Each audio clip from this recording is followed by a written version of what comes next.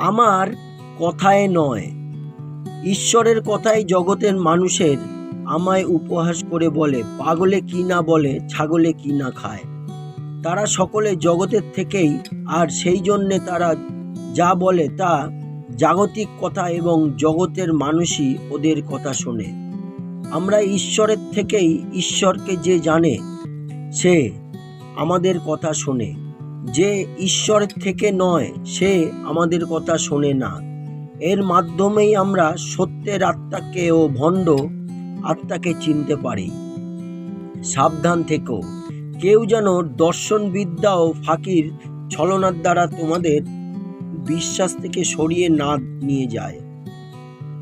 ওইসব মতবাদ খ্রিস্ট হতে আসেনি, এসেছে মানুষের পরস্পরতাগত শিক্ষা ও জগতের লোকেদের প্রাথমিক ধারণার মধ্যে দিয়ে। কারণ ঈশ্বরের সম্পূর্ণতায় খ্রিস্টের দেহের মধ্যে বাস করেছে, আর তোমরা খ্রিস্টতেই পূর্ণতা লাভ করেছ। তোমাদের আর কিছুই প্রয়োজন নেই। খ্রিস্ট সমস্ত শাসক ও আধিপত্যের কর্তা, সৃষ্টিকর্তা ঈশ্বর।